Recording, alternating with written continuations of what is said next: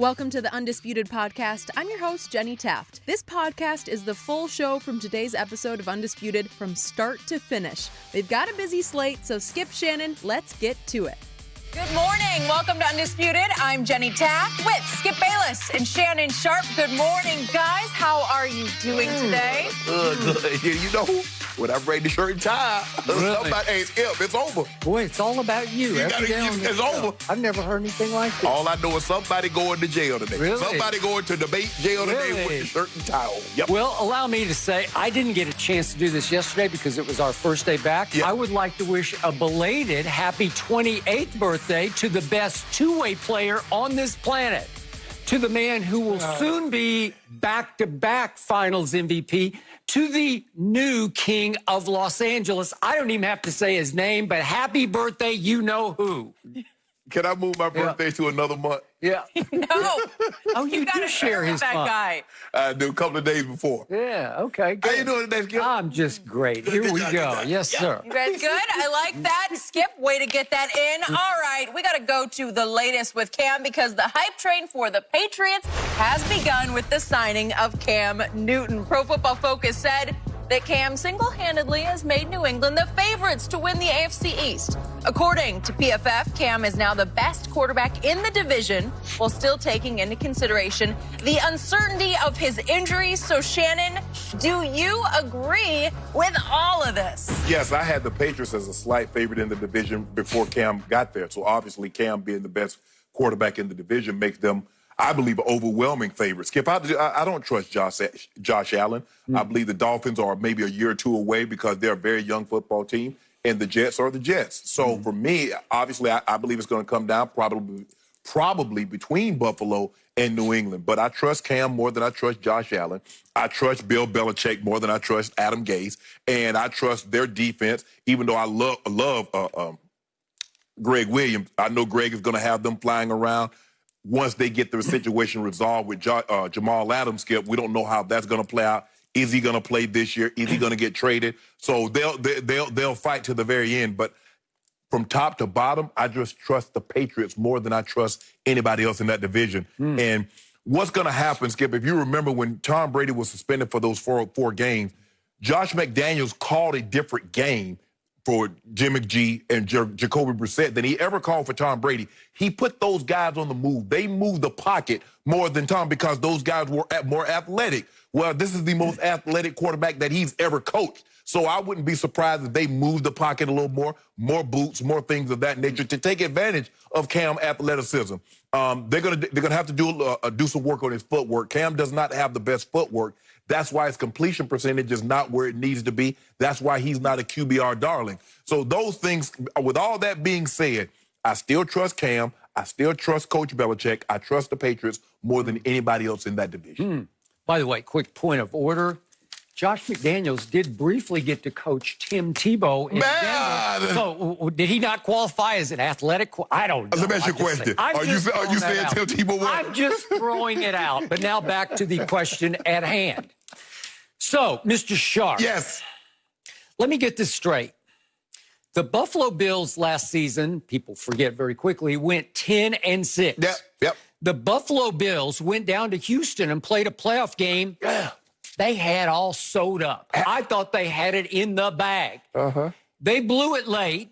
They let Deshaun out of that trap, and Deshaun beat them in overtime 22-19. By the way, Josh Allen, in his first ever playoff game in year number 2 in this league, played pretty well. He threw for 264. He ran for another 92 yards because he's a very athletic quarterback. Would you believe that Josh Allen last year scored the most rushing touchdowns of any quarterback in the National Football League? Is that possible? Yeah. It is, because he scored 9 to Lamar's 7. And we know what an MVP all-time great season Lamar had. So you want Josh him Allen had 9 Oh, you rushing want him over Lamar? I'm just saying, no, I don't. But you are underestimating just how good they were last year. And then what did they do in the offseason?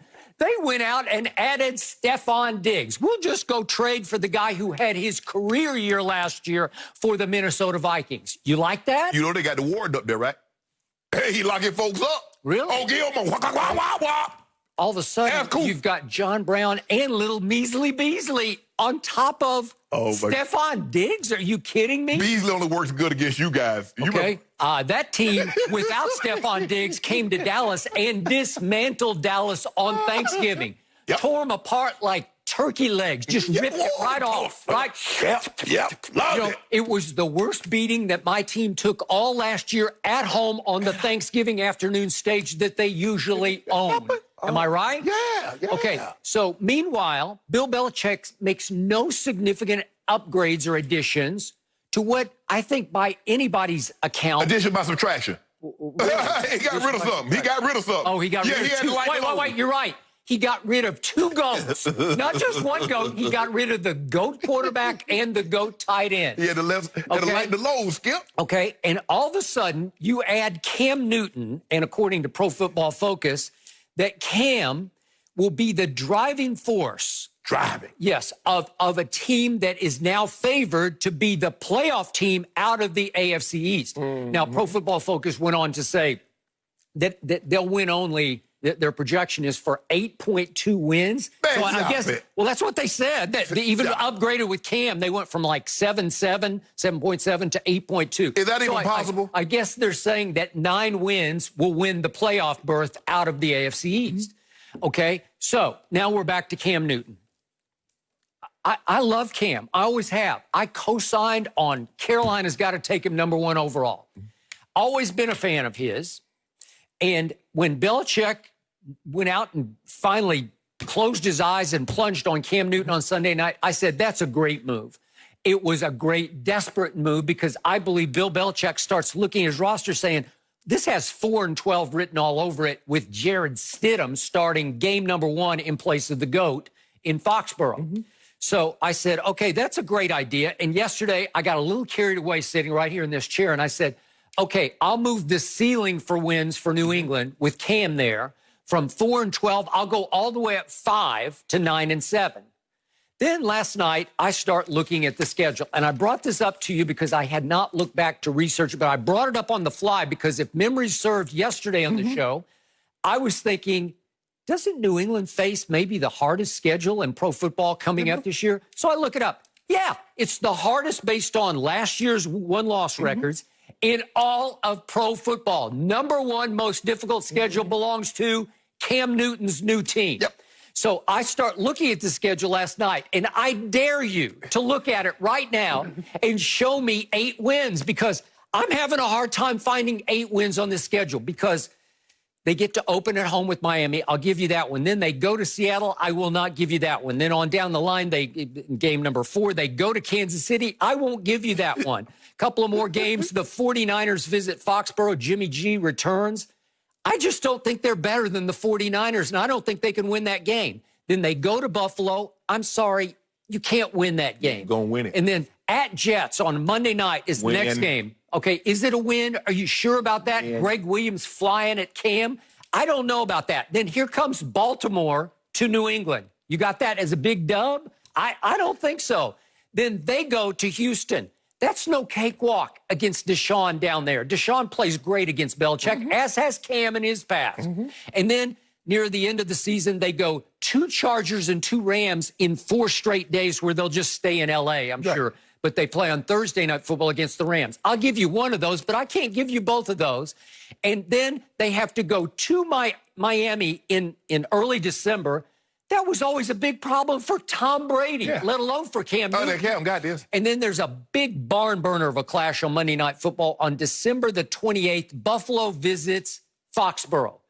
Listen, Sean McDermott has changed the culture of the Bills. It looks like a winning outfit to me. Now they're all for one for all. They seem to love to play with each other. They seem to be tight-knit, unified, a football team that they haven't ever been before. And it's getting more and more talented. They get to end with the Jets at home, and I will give you that one. But by that point, if they have 8 wins, you know what? I will say this for Cam Newton. It will be a minor miracle if he can win 9 games and lift this team into the playoffs. A minor miracle. If he does that, he will be right in the thick of the MVP race because that's how mediocre the rest of this roster still remains. We're going to be comeback player of the year, too. But here's the thing that you mentioned that Buffalo last year was 10-6, and they went to the playoffs, and they had the Texans on the road. They did. On the road. But there's something that happened in 2020. Pardon my writing. It's called expectations. It got smaller and smaller. Yeah. Maybe they're coming down because Buffalo is starting to grow up, right? I was running out of space. Yes, I see that. Skip, because now what you and a lot of people have done, you based 2020 on 2019 results. And you start all over again, right? So now we're going to go back to the drawing board because Josh Allen caught a lot of people off guard, Skip, with his athleticism. He hurt people with his legs. As you mentioned, the 92 rush yards he had in the playoff game. And a lot of times they would do what they did with Lamar Jackson, what they did at Cam in the past. They would just sweep and just roll the pocket, and he just take off running. He's a big kid now. He's 6'5", 240-ish? Got to be 50. Yeah, I don't know. He's a big kid. Yep. So now you could pull a wide receiver, you got a running back, you're pulling an offensive lineman, and you got a big 6'5" guy in behind that. So he did a great job of running, and they did a great job. I think Brian Daboll is up there now running the offense. Skip, I get it. Buffalo is a sexy pick, and it's been a long time. And they finally look like they found a quarterback. They finally found a guy that can actually replace Jim Kelly. But Skip, I'm not taking them until someone actually defeats the New England Patriots, which hasn't happened in a very, very long time. For that division, I can't say, well, Buffalo looked good last year, they're going to do it. I like Miami, but I just believe they're too young. They're not there yet. And the Jets, no. Okay, but the Jets have 3 or 4 games in them where they're talented enough. Sam Darnold is just good enough. Not against us. Going to knock off some teams. He knocked off my team up there last year. Remember that? Y'all wouldn't get very good. Amari Cooper disappeared. Whoa. No, y'all gave him $20 million. So I don't want to hear nothing about no disappearing. Yeah. And guess what? $60 million I'll catch disappearing. one ball for 3 yards at Jets, and then I'll just say, you know what? I hurt. My leg hurts. $100 million of Jerry money disappeared into his account because that's what they gave him. That's what they gave him. Okay, back to business. So I will also give you this. Buffalo's schedule, because it's sort of similar to New England, Exactly. it's tied for 5th in degree of difficulty based on last year's win-loss records, which sometimes can be misleading. But the reason they're tied for 5th is they get Kansas City at home. They get Seattle at home. They get the Chargers at home. They do not play Baltimore, and they do not have to play at Texans. So all of a sudden, it's a little bit easier. You know what? Now that you mentioned all that, now I see why Tom Brady jumped ship.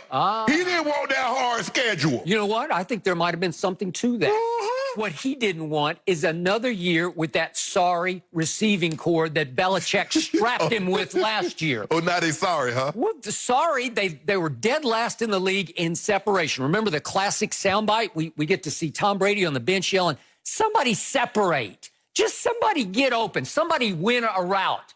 Julian Edelman was so battered, broken down, beat up last year, he could not win anymore at age 33. But you hear Julian say, hey, can somebody throw me a better ball? And that's what Julian was saying on the side. Like, he wasn't mic'd up, though, but that's all right. Is that right? Yep. So how did all of a sudden Mohamed Sanu, maybe off-season surgery, turn from bust, according to Shannon Sharpe, into brilliant next year? I don't get it. I don't see it. Skip. How did they upgrade their tight ends? They took 2 in the 3rd round, and you can't name them because nobody knew them in college football. Are they diamonds in the rough? That's what Coach Belichick does. He finds those what diamonds. He does. So one of those guys is going to just rise and shine and become the next Gronkowski or even the next Greg Olsen. Stop it. No, not going to happen. Cam Newton's going to get about 4 games into this schedule and say, where am I? What is happening? Where are my Panthers? I need somebody. Where's a Steve Smith? Is Steve out there? Nope. Can somebody help me here? No, there's not a Steve Smith. Where's There's Kelvin not a Greg Benjamin? Where's somebody? But you want to look to the sideline and you see that guy with the hoodie on, with the cutoff sleeves. Is that it? Yeah. Who's getting exposed? He's gonna be. Yeah.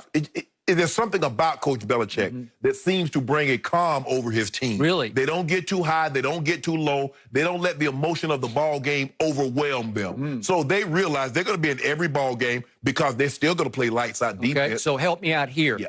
Down the stretch, final 8 games, starting with the night at Baltimore and Sunday Night Football when they got trounced, they got bum rushed, they got bamboozled, they got humiliated on Sunday Night Football. That defense fell apart.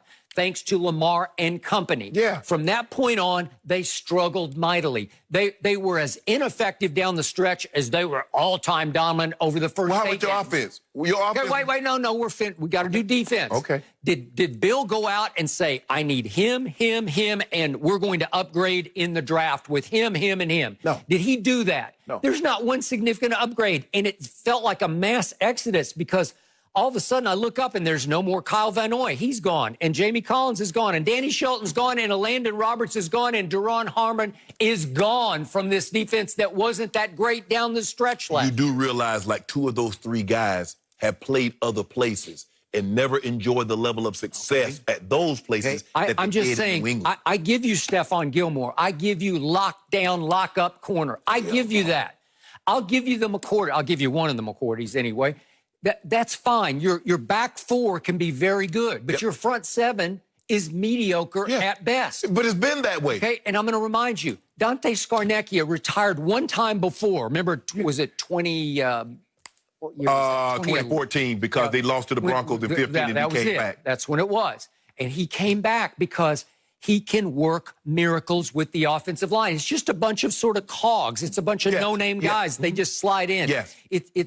It's an Andrews back at center this year who came from nowhere, Georgia, where you just say, where did he come from? Oh, he's really good. And they missed him last year. Then we got Tooney? Yeah, they put the tag on Joe Tooney. Yeah, we got him. But they could not put the tag on Dante Scarnecchia, maybe the greatest offensive line coach ever, because he just retired for good. He is out. And Cam's going to say, where is my protection? I got beat up enough in Carolina. Well, he can run. He can get out of harm's way, unlike somebody else. That brings me to Pro Football Focus's point. Why are they giving Cam the driving force edge? Because their point is that he can make more plays than Tom Brady could last year because he can do it with his physicality. He's another. What do we give Cam? About the same size as Josh Allen, 6'5", 250? Yeah, I think he's lost some weight. Cam is a full vegan now, so he's probably 240-ish. Okay, 240-ish. But how did he beat Belichick twice before? Once at home back in 2013 and then in Foxborough in 2017. Just he overwhelmed them with his sheer physical force. He can run. They couldn't get him down. They couldn't get him down because he will run over linebackers. He will impose his playmaking will on your defense. Over 4 quarters, he is difficult to deal with to the point you cannot control him. Okay, so now, have we seen that guy over the last 4 years?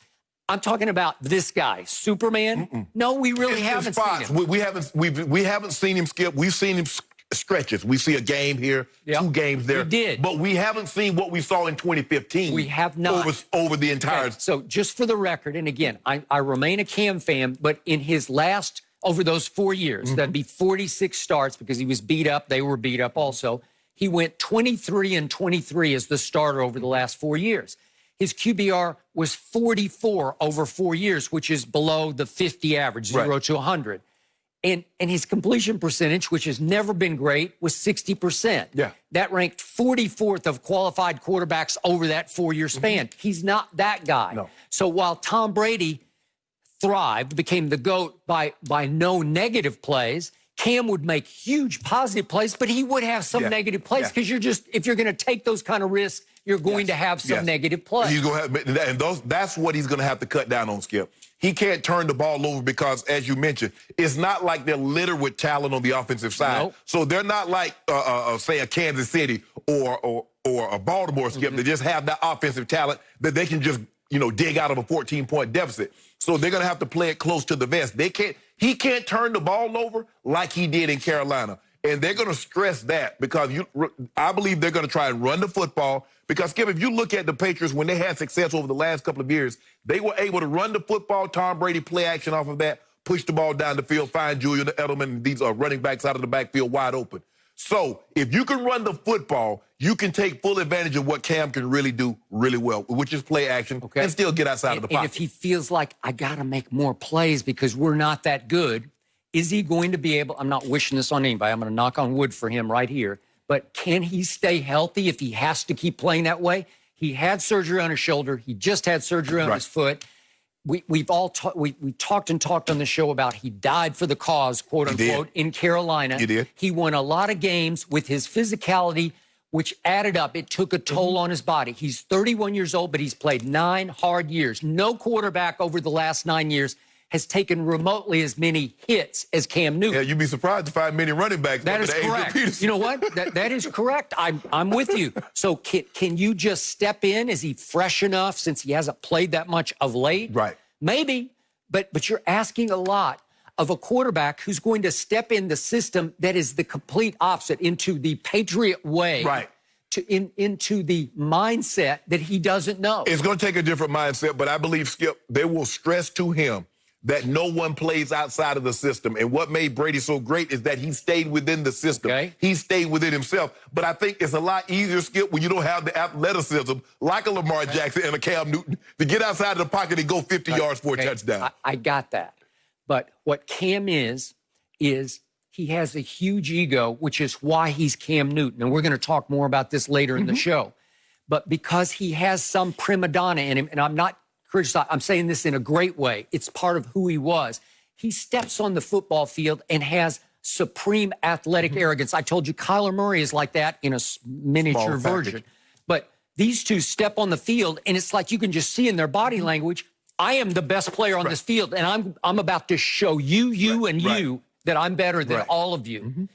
The point is, will that work with Bill Belichick? Will it work? How long will it take before these two clash? Because Cam's been 9 years in this league in a totally different system and mindset. So you tell me, will it be 5 minutes into the first camp practice that they have it out? Because they might, because Belichick will be all over him because he's all over everybody. Skip, I think the thing is that when you've been at a place a long period of time, and so let me take from my experience. I was 10 years in Denver before I went to Baltimore in 2000. And the things that sometimes you have to swallow your pride, because sometimes the things that they would say there, you wouldn't take at the other place. Okay. But considering that they don't know you as well as they did in the other place. And so you're like, okay, you know, just let that roll. But you went from a tough coach in Shanahan to a not-so-tough coach in Billick, right? Yeah, he's going to the opposite. Yes. Which is harder, because, Skip, it's easier to go from hard to easy as opposed to easy to hard. Okay. So Tom Brady took it for 20 years because his father taught him, you do what that coach says. He said, okay, I swallow it. He reams me out in film sessions. He reams me out in practices. I'm going to take it. I'm going to show the rest of the guys it's okay because he reams everybody. Bill Belichick prides himself on no one is bigger than we are. Correct. So if you screw up in practice, you will hear about it from me, even if you are Tom Brady, the GOAT. And I the don't coaches care. get it too. Okay? And the coaches get it. Yes. Okay? So how long will Cam be able to just last under that? I don't know. It's difficult because, Skip, it was easy for Tom because that was the only way Tom knew to be coached. Because Tom came in as a rookie, Coach Belichick was already there. Correct. So he laid the ground rules. Imagine Tom Brady being 10 years into his career, and then all of a sudden getting Coach Belichick, a guy that's driving you like that. It's a lot different, Skip. It's hard to go from a situation where you got a coach that's a player-friendly coach, and he treats the quarterback one way, treats all the other players a different way. And then all of a sudden, he gives Coach Belichick that, nah, you ain't different. You just like the 53rd guy. Okay, and I'm going to end with this. Cam Newton got a great opportunity, but it's a double-edged sword because he is replacing, by far, the most beloved athlete in the history of Boston, Massachusetts. Am I right about that? I believe so. Okay. I believe so. You step into those winged cleats. Right. You better be great because if you're not, they will let you hear about it, social media or just boo birds, right? Yep. So I'm happy for Cam. I congratulate him, and I also wish him good luck because he's going to need it. Yes, he has the greatest reward, but he also has a lot of risk involved too because of what you mentioned, who he's replacing, and the expectations. Don't think just because Tom Brady is gone, those fans expect anything less than getting to the playoffs and contending for a Super Bowl. That's what they've come accustomed to. Okay. And so Cam, if he can be Cam Newton, I ain't worried. Okay, you ain't worried. I ain't worried. Okay, so in the end, comeback player of the year. Okay, but the harder I looked at this schedule last night, I kept thinking, Cam, you better be really great here. Yep. More case to do, I'm going to win. That is a hard act to follow. I hadn't thought of it that way. All right, with Cam, the Patriots have the 7th best odds to win the Super Bowl. Seventh. Tom in Tampa, 5th best odds. Shannon, With all keep that in talent, they mind. got only Keep 5. that in mind. mercy. According to reports, the Lakers are expected to sign J.R. Smith after guard Avery Bradley opted out of returning to play this season. J.R. hasn't played an NBA game in over a year, but has continued to work out and play basketball. On Danny Green's latest podcast, he said of J.R., quote, he shot the ball well. He looks in pretty good shape. So, Shannon, scale of 1 to 10, how much do you like this addition? Skip, I love the addition. I really do, Skip. I'm going to say it's an 8, but I really don't know how many minutes he's going to get, considering you have Danny Green, consider you have KCP, you have Caruso. That eats up a lot of minutes. Now, you got to remember, the last time that LeBron and JR played together, he was getting about 28 minutes a game on a team in which he was a starter and was heavily involved. Now that role's going to be reduced. Now, as far as a bad ball shooter, that's the guy you want on the court. That's the guy you want taking the shot. Late in the shot clock, bail out at the end of the end of the quarter, Skip, falling out of bounds into the front row. You want J.R. Smith taking those shots. Skip, J.R. can play defense better than he's ever played. I mean, he can play defense, Skip, when he wants to. When he wants to be engaged, he can play D. He can make tough shots. The question that I have, Skip, is, and remember, they also signed Dion Waiters. So now, Skip, how many minutes is he going to get? Avery Bradley was playing about 24, 25 minutes a game. But Avery was mainly a defensive guy. Yeah, he taking up, a little over 3 threes a game. JR, his last year with LeBron, was taking about 5.3, 5.5.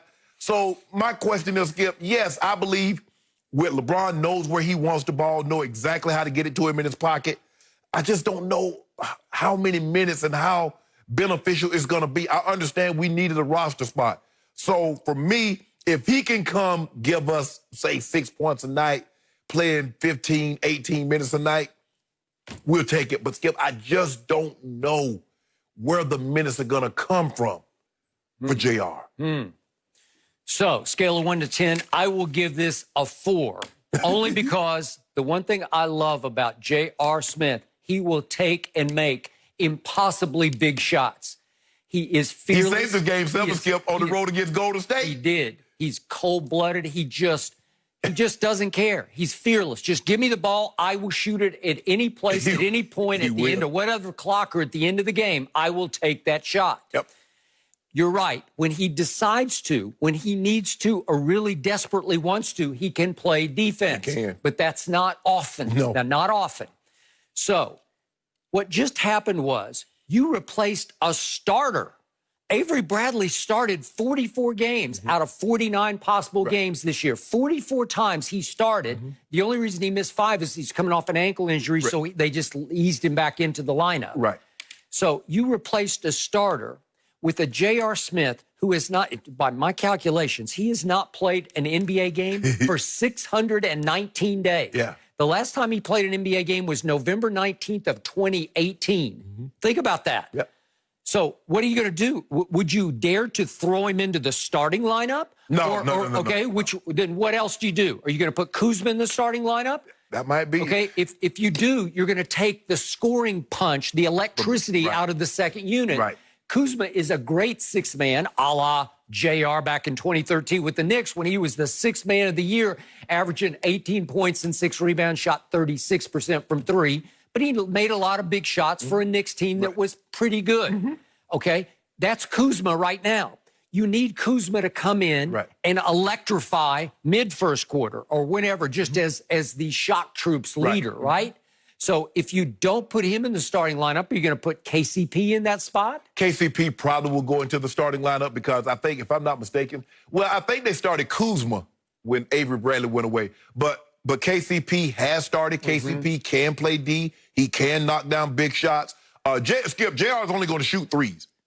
That's all he's lining up behind the 3. He's looking to knock down threes. That's what he's going to do. But as you mentioned, when you got Danny Green, and you got KCP, and you got Caruso, and you got Dion Waiters, not JR. Skip, I mean. Okay, so I am also a fan of Avery Bradley because he was a quiet force on this team. I think it's a significant downgrade to go from Avery Bradley to JR after he's been out of basketball for almost 2 years. Avery Bradley had twice made first team, not first team, he just made all defense, I think second team. But still, you want to talk about a lockdown perimeter defender? Yes. You want to talk about making big three-point shots? I'm going to remind you, your team beat the Clippers one time out of 3 tries.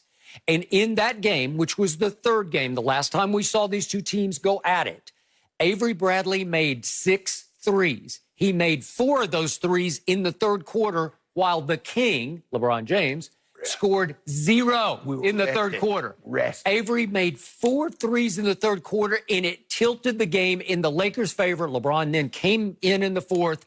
Sealed the deal. Sewed it up. Yeah. I will give you that. Okay. But the game tilted because this man made 4 out of the blue threes, which he is highly capable of making because LeBron is he's the best three-point setup passer in the game. At 6 feet 9 inches tall, he can see over the defense. He can read. He can anticipate. You're open over there for a 3. Here, I'll hit you right in the shooting pocket. Shoot it and make it. That's why JR loved playing with LeBron, because when JR gets hot, he is real hot. Yeah, he liked it. Okay, all right. So the point is, Avery Bradley was so steady. He was so dependable. He was so trustworthy. He set a tone on the defensive end that the year before they didn't have an Avery Bradley to help set that kind of tone. Skip, he's the guy that he's going to take. You play Portland, he's taking Dame. Yep. You play the Rockets, he's going to be either on James Harden or he's taking Russ. Yep. So you definitely lose a quality, obviously probably your best on-ball defender on the team. There's no question about that. And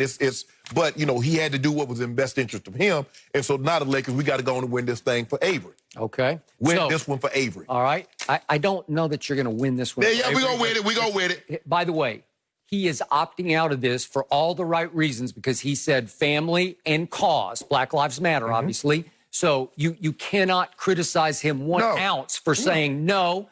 It's not right to be playing basketball now. We're going to talk about Fred VanVleet later in the show, and he was saying the same thing yesterday, although he has opted in. He's saying this just feels like wrong place, wrong time to actually be playing basketball. But Avery, leader of that coalition that Kyrie was a part of, Kyrie can't play anyway, coming off surgery, was one of the leaders who said, I'm just not going to play. I think that's a big loss for LeBron, who does want to play, does want to make the sprint to the finish, and see if he can, quote unquote, sort of steal a full championship. Well, whatever. It's going to be a little tainted. It's going to. There ain't going to be no tainted. No, that tainted. Okay, see, there you go. Hold on. Wait a minute. Yeah. If we take it in the NASCAR, Skip, sometimes 500 miles is not enough. And sometimes we have a 2-lap sprint to the finish. Okay. You can't say, well, it's tainted because you only won the last 2 laps or you won the last lap. No, I crossed the finish line first. I won the Daytona 500. So if they're the last team standing, if they win 16 games, they are the best team. Ain't no asterisk. You stop that. So if you win Daytona in 2 laps, it's not tainted? No. Boy, it is to me. No, it's not. No, it's not. That's just terrible. Skip, you make it seem like, hold on. I'm not saying you come on there after everybody else is racing, then you just come on the track the last 2. I ain't talking about no Rosie Ruiz. You know who that is in the New York City Marathon, where she hopped on the train and ran like the last mile. And talking about, I won. Boston. No, Boston or New York? I believe it's Boston. But I won. No, you didn't. That's not what I'm saying. I'm saying if you go down to the bubble and you play all these games and you win, there is no asterisk. Okay, so I warned my guy, J.R. Smith, yesterday on Twitter, be careful here what's happening, because if this sprint to the finish... There you go. Wait a second. If this sprint to the finish goes wrong for LeBron James... I knew you was going to do that. The GOAT, quote-unquote, I'm putting quote around GOATs, the GOAT now has his favorite scapegoat.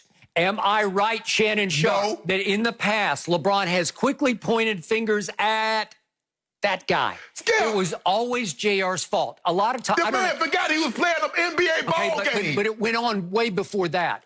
JR's shot is APB. Put out a warning.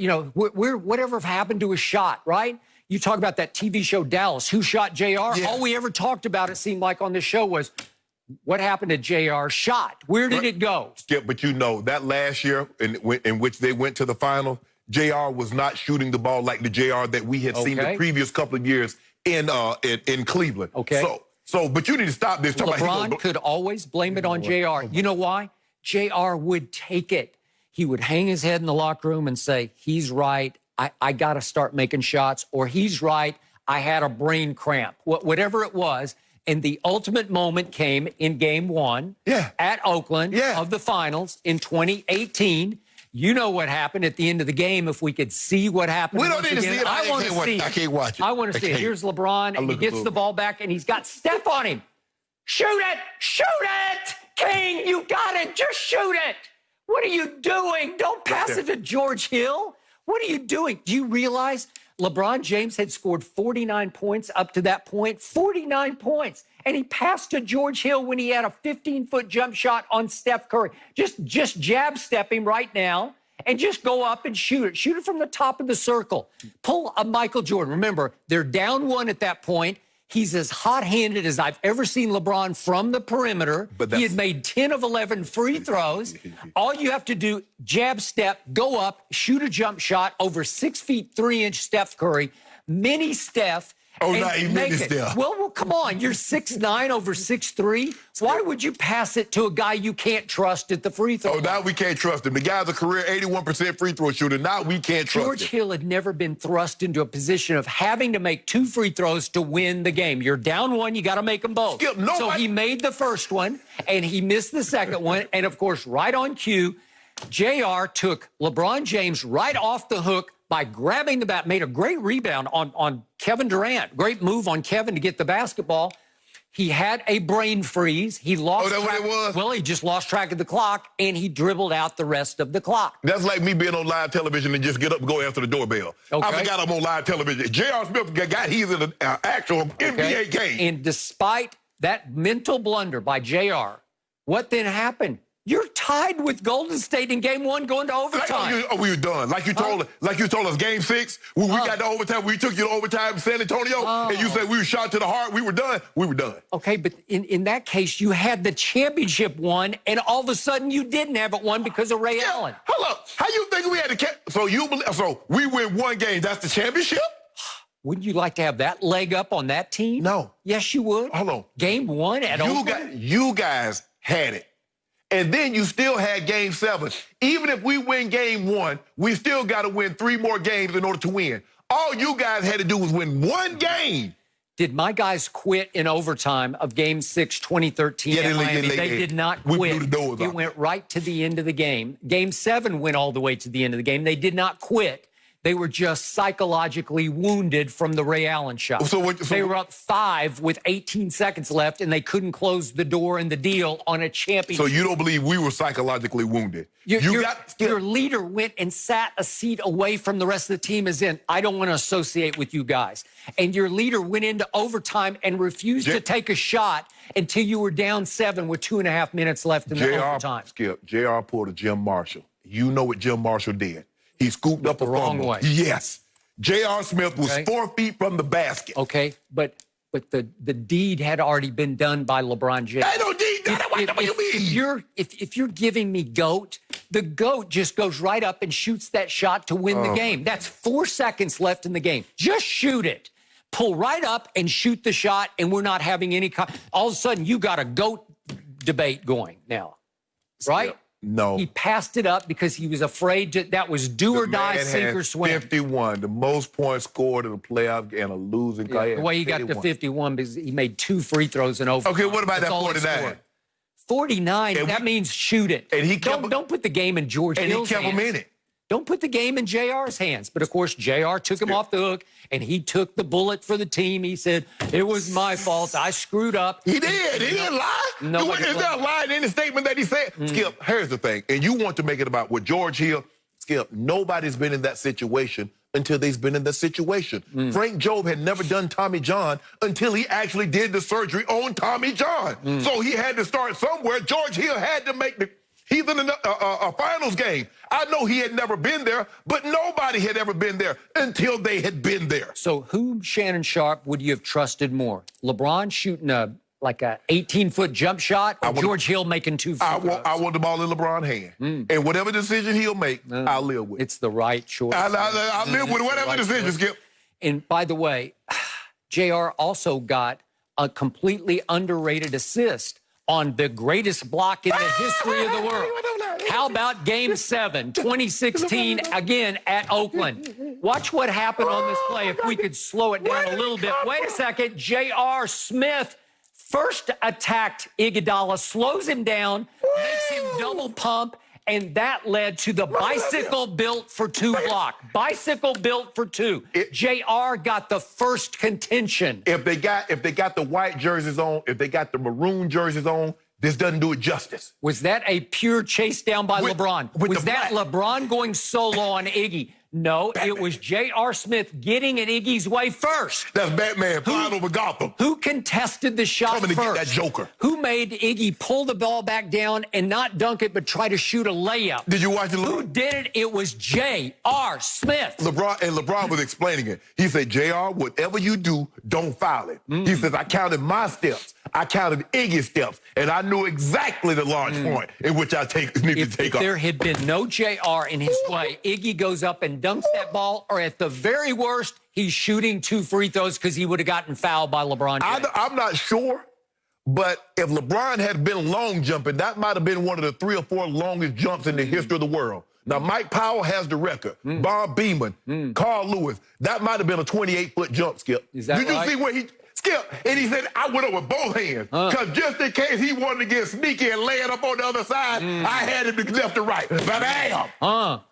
That's called bicycle built for two. And who was driving the bicycle was J.R. The greatest Smith. block. The greatest block. The man is a part of the greatest comeback in NBA history, the greatest block in NBA history, had the greatest playoff run. I don't know what else to say about him other than go. So back to the question at hand. I still say it's a huge loss and a huge downgrade to go from Avery to JR. Yeah, I'm going to the give chemistry. you this. Tomorrow is the deadline for all players to announce opting in, opting out. It's possible that Lou Williams will opt out for the Clippers. If he does, then we have leveled the playing field once again between Lakers and Clippers. In fact, that would be an even worse loss, obviously, than Avery Bradley will be for the Lakers. So I'm waiting to hear if Lou Williams, who was on the fence about whether he would decide not to participate because it's not the right time to participate. He's with the coalition. Right. So if there's no Lou Williams, you got me. It's big advantage LeBron. But right now it's big advantage Kawhi. We got you regardless. Regardless? Regardless.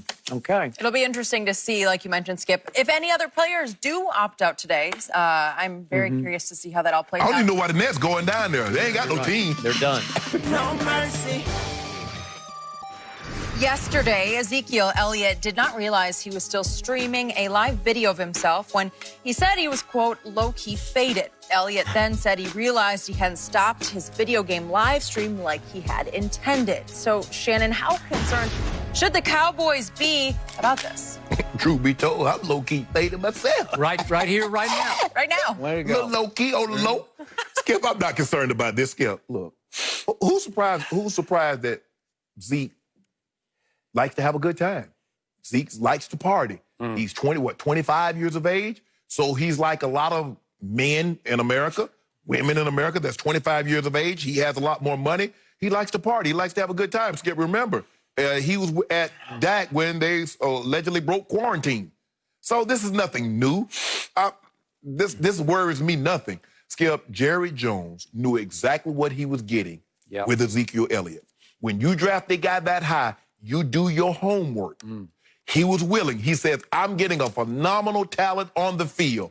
Whatever the drawbacks may be off the field, I'm willing to deal with that. That's what he's always done. What are you telling me about Jerry Jones? He has to sleep with cell phone under pillow, right? He never turned it off. Nope. Steven and Jerry, the phones never go. As long as 2-1 on your team, that ain't going off. Okay. But Skip, it has an impact. Look, as much as he likes to party, he still gets 1,400 yards every single year. He's led the league in rushing 2 of the 4 years he's been in the league. So it hasn't impacted or hurt him or the Cowboys with this. So, and the way they look at marijuana now, even if he was, I don't have no problem with what Zeke did. Yes, I mean, make sure next time, Zeke, be more careful. Make sure you power that thing off before you start talking to whomever in the background. But he's 25 years old. It hasn't impacted him in a negative way on the field. Do you, Zeke? Just be you? I say, do you, Zeke? Do you? He ain't bothering nobody. Let that man be. I'm afraid doing you is going to do in me. Mr. Sharpe, Yep. I do not love this, and I believe the Dallas Cowboys did not love this. The reason it's so troubling to me is that I hear everything you just said, but every issue that Zeke has had off the field, any trouble that he's gotten into, which did lead to him being suspended for 6 games in 2017, it was because he was partying too hard. It's because he was in some kind of altered state. Oh, it's so low-key faded. Huh? Whatever however you want to term it. The security Whatever guard in it Vegas? was. Yes, thank you very much. And all I know about this was he took to a social media platform. He was on Twitch. Live streaming, forgot to flip off the switch, and he was low-key faded. And so he was in some kind of altered state out there live on social media. Nah, Skip, he was they playing dice. He's like, hey, man, you got the fade? Yeah. That's what he talking about, Skip. Oh, was that it? That's I it. don't think that's what he was talking about. I'm going to remind you and everybody out there, and I am the biggest Cowboy fan you will find, but my running back is still on the thinnest of ice with the commissioner. Is that right? Wasn't he told back in 2017, 0 tolerance, Yeah. no more slip up, The man in his house, having a few drinks. which can lead to slip up off the field somewhere else, out somewhere. Maybe they're quarantined right now in Dallas. Skip, he got the It's a virus. He can't hotspot. go. He can't go nowhere. He got the virus. Remember, he tested positive. He did test He positive. hadn't been cleared And yet. I think that was a good while ago. I think as he said, he's feeling good. Well, he was feeling really good on Twitch today, right? Okay, so this is the man you just gave $90 million to for 5 years. You bet the Cowboy Ranch long-term on that guy who just went live on Twitch. Yeah. Low-key faded. You ain't give him $90 million to stay in the house all the time and be a choir boy when he was. You gave him that money knowing what his Zeke was, Skip. Think about that. You knew. See, like you always tell me, Skip, you're projecting. You're projecting yourself on Zeke. Like you always get on me talking about how I'm projecting myself on these other guys. Okay, I got that. But this man has a history of falling into off-field traps because he's not in his right mind. And these traps are the kind that can get you suspended for long stretches, right? You know, he can get suspended quicker than you can say 8-8, and it'll just be 8-8 and he's gone. Yeah. Here's my problem with what I'm seeing on the football field from my man Ezekiel Elliott, who just got paid. As a rookie in this league, he averaged 109 yards rushing per game. Second year, it fell to 98. Third year to 96, not all that bad. But last year, it fell all the way to 85 yards a game. So we've gone down, down, down, then down. Why did it go down last year? Well, I can't help but thinking there was a little bit of fat cat syndrome going on because he came back from Cabo, and I told you all last year, he looks like he's still running in Cabo sand. He looks like he's put on a couple of pounds. Okay. Looks like the chin has maybe one extra chin underneath it. Well, I mean, he might have a little Garfield belly, but it's okay. Just a little bit. I didn't see the heart last year. I didn't see the drive for the contract. I saw a little bit of a guy who got paid and got kind of free and easy with it. Like, it's just okay. I'll do the best I can, but I'm not going to die for this cause. I just got $90 million. Skip, look, look, I get it. But you also have to understand, look at the progression of Dak from his rookie year to his second year to his third year. Dak was what? Second in the league in passing last year? Okay, with that being said, how can a guy be second in the league in passing and you have the league's leading rusher? I don't know if that's ever happened before. Okay, but what happened? I tried to explain this to you. The goal last year going into the year was let's put the ball back in Ezekiel Elliott's hands. Yes. Let's make it Zeke's team. Let's establish the run with 21. Yeah. I'm good with that, except on first down last year, Zeke averaged or had the second most carries in the whole league. In first down yardage, yards per carry on first down, he ranked 18th in the league. Do the math on that. So you have the second most carries on first down to establish the run, and your yards per carry on first down rank 18th. It's not good enough. So Dak keeps facing 2nd and 11, 2nd and 10, 2nd and 9. It's hard, man. You are behind the chains because 2-1 puts you behind the chains. What about the creativity? Skip, there's okay, I'll give you that because they just said our guy's better than you. Right. We'll just hand it to him straight ahead. Find it, Zeke. Find a hole. Make your own hole. Skip, the difference is like when you go to a high-end restaurant and they serve you chicken and they charge you $30, $35, it's still a chicken breast. They spiced it up. They call a little something else and they add a little, little flavor to it and put some little sprinkles on it. Oh, man, look at that. That's a chicken breast. Okay, what they're doing is Which is why I want mine dry. No. I want no sauce on my broccoli. I just want my chicken and my broccoli because it works. Chicken and broccoli, cold. That's it. That's all I need. No. Yes. And Zeke, Skip, if they have, and look, the question is, what are they going to be moving forward? Are they going to go back to allowing Ezekiel Elliott? And hopefully, you said Mike McCarthy, he's a made man, and he's going to have some creativity. So are we going to allow him to be creative and run Zeke, or are you going to ask Dak to throw for almost 5,000 yards again? Because I can assure you, if he throws for 5,000 yards again, Zeke is not going to lead the league in rushing. Okay, I think he would want 50-50. I would think he would want balance because his best Green Bay teams were 50-50. But you got to understand with that guy. But you ain't got that guy. He ain't got that man. Well, okay. He ain't got that man. Okay, but this man, not that man, but number 4, he wants to be paid way more than Aaron Rodgers is paid, right? Yeah. So that's my other problem. I've got my 2 best players, and I can't sleep easy on either one of them. Why? Because one guy is low-key faded, and the other guy is high-key. I want my money. Yes, right? You want high key. I want more than Patrick Mahomes will get. Yeah. Right? I want to be paid commensurate with the best quarterback in football. And I'm saying, you're not that guy. You've won 1 playoff game out of 3. That's not good enough. That guy won a Super Bowl and was the MVP. Yep. You can't compete with him for big dollars. Yep. Okay, now back to this guy, 2-1. I'm going to bring up my guy, Johnny Manziel. Did you see what he said 2 days ago? I saw what he said. I heard what he said. I love Johnny Manziel. I believed in Johnny Manziel when he was winning Heisman trophies at Texas A&M. Yep. I even went so far, along with Coach Gruden, to push for the Houston Texans to take him instead of Clowney with the #1 overall pick. But I made it very clear on the other show on the other network that if Johnny Manziel has any problems with alcohol or drugs going forward, I am out because I couldn't know going into the draft whether he would prioritize alcohol, drugs, partying. And what happened? He admitted, my heart was never in pro football. He prioritized partying, being the it guy at parties, over playing, actually working hard at getting better at pro football. Well, the thing was, Skip, is because he could take that approach and be great at college. He could. He could win the Heisman Trophy and barely study and party and be the life of the party. You got it. But in the NFL, nope, it won't work, that ain't especially happening. when you're about 5'11". Exactly. Right? And so that's what happens, Okay. Skip. Sometimes the alcohol or the drugs or both, the party life just takes you over. And my only fear with Zeke is I hope it just doesn't take his mind over where he decides, you know what, I'm having more fun partying than I am working hard at football. No, I don't think that's going to happen. You don't think so? No, I don't think that's going to happen. Okay, I need a bounce back year from 2-1. Yeah. I need to see more heart. I need to see more drive. I need to see more dedication.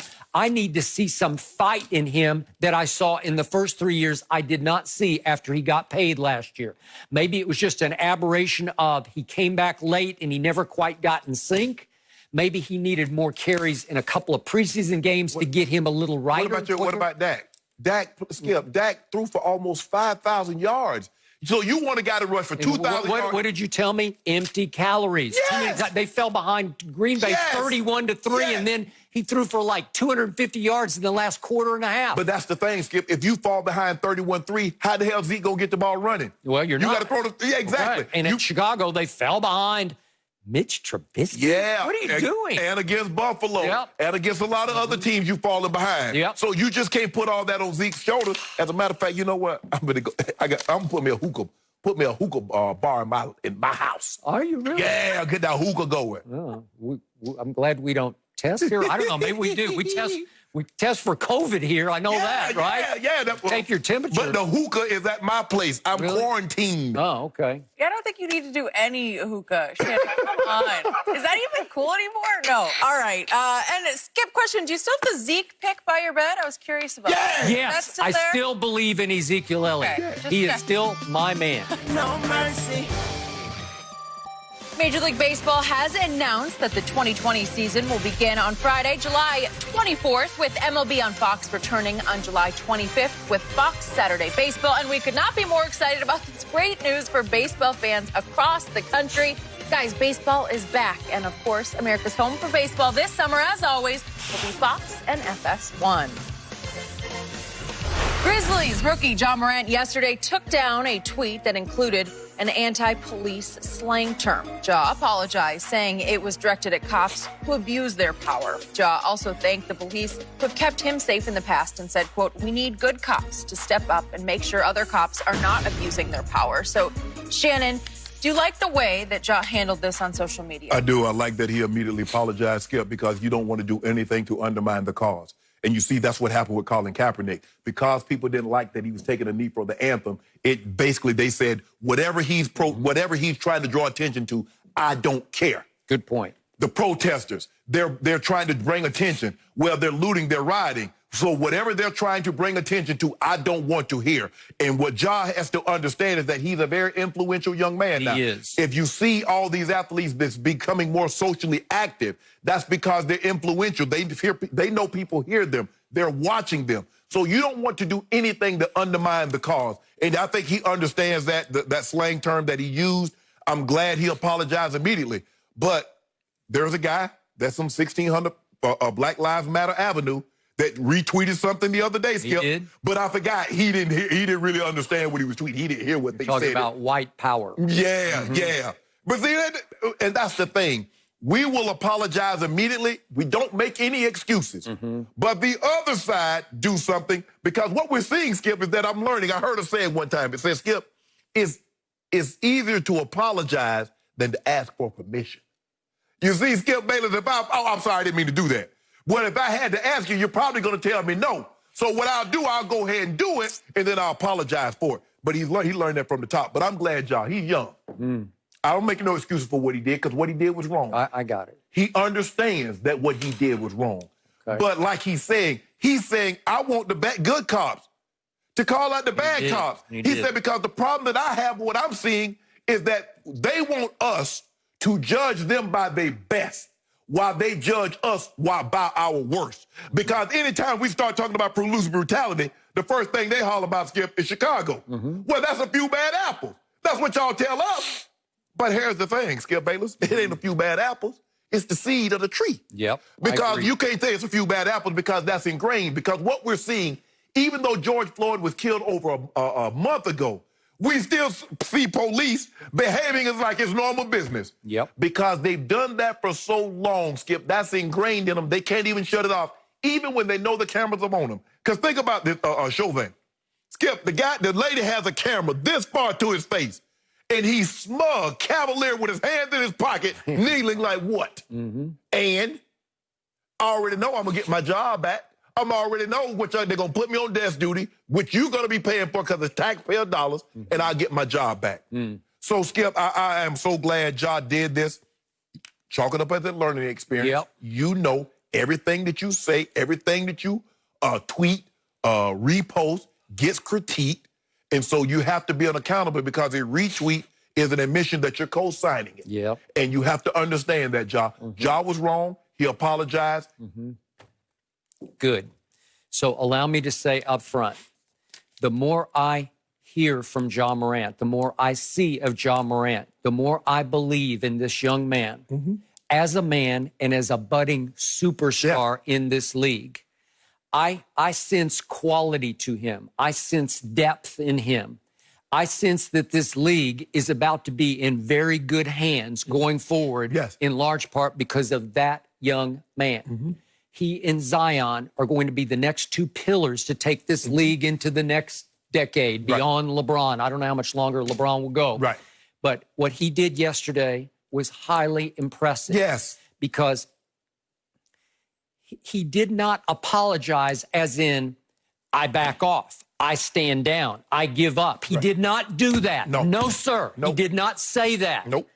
He basically said, in as many words, I got a little over-emotional, I overreacted, I retweeted something, I reposted something that I didn't completely believe in that basically said, F the police. Right. Okay, he knew it immediately. I went a little too far with that. Correct. But then in his repost of his thoughts, he said all the right things. He said strong things because, as to your point, he did say, I know there are good cops out there. Well, there are some. Right. There are. Right. There are a lot of bad ones, but Right. there are some good ones Right. too.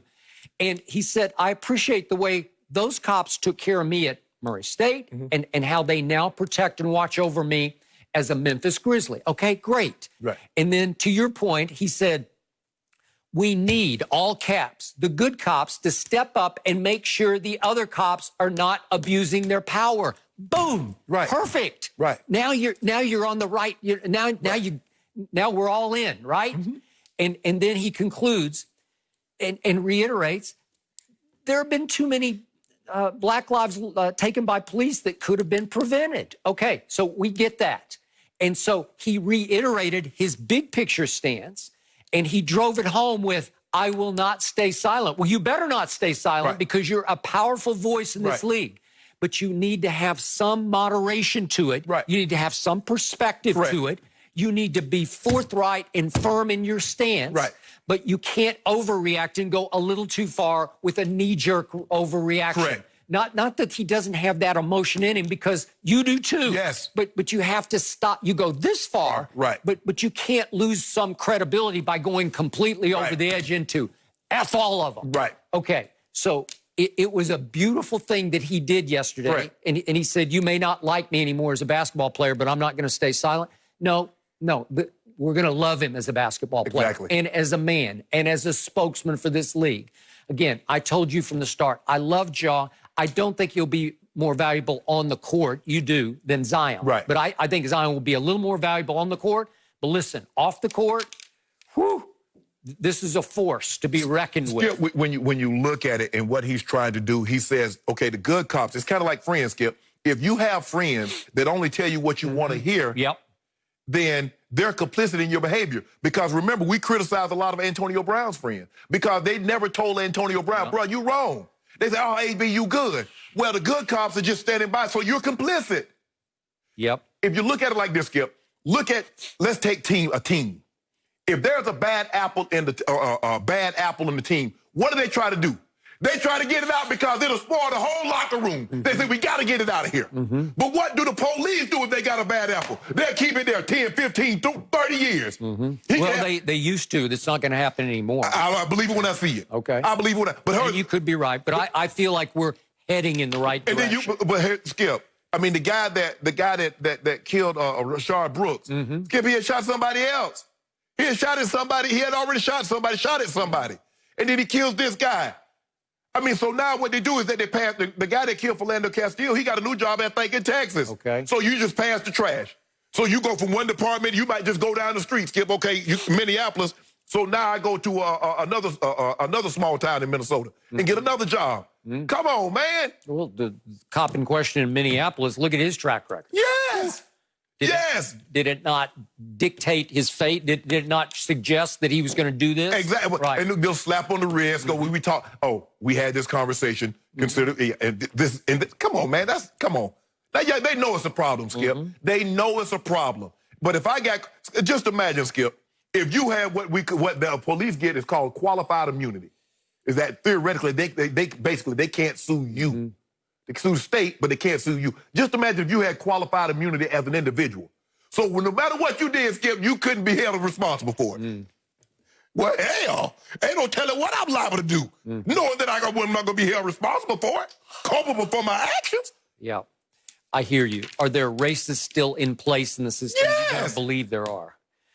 I hope that their actions won't be validated going forward by them being exonerated for whatever they do. Because you heard the judge, Skip, he's talking about if y'all don't stop talking, I'm going to move the trial out of Minneapolis. Okay.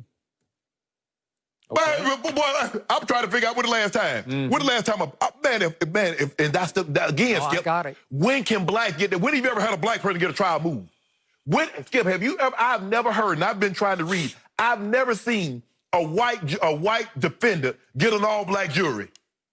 You ever heard that, Skip? Nope. But I heard this thousands and thousands of times of blacks getting all white juries. I have too. And I'm going to reiterate my stance one more time. The screening process to hire policemen needs to change. Yeah, 21 weeks not long enough, Skip. You have to screen out the potential racists. Yeah. I believe if you test them hard enough, you can reveal, you can expose their mindset. Yeah. I mean, most countries, Skip, a lot of countries, you got to wait 2, 3 years to become a police officer. In America, it's 21 weeks. Come on, man, for real. No mercy.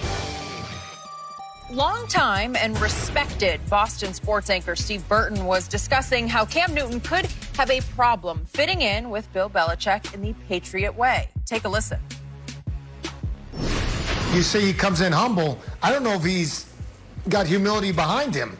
You know, I understand when guys come to New England, they have to be humble. But here's a guy that I'm not so sure he's familiar with humility.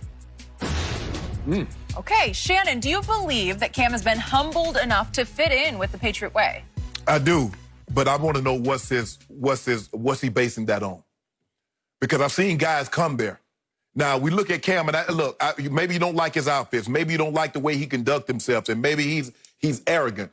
But it's hard for me to believe. I think the thing is that what they're missing is that just because Cam was outwardly arrogant doesn't mean that Tom Brady isn't arrogant, or Peyton Manning, or John Elway.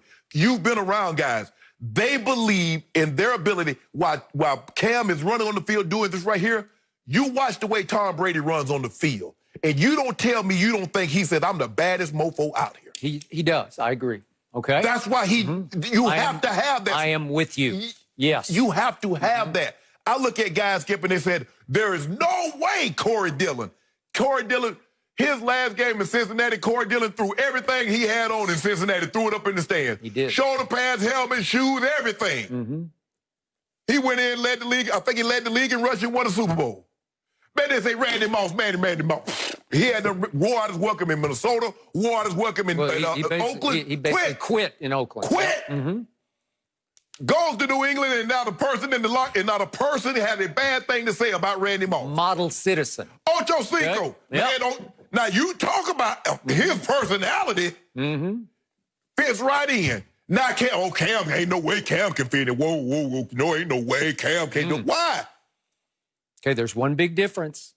Cam plays quarterback. Yes. He plays quarterback, and I think that's the thing, Skip. We're not used to seeing the quarterbacks dress like Cam, behave in the manner of Cam, doing all that. But to think that, you know what, to think that he can't conform to a system where he knows what the expectations are.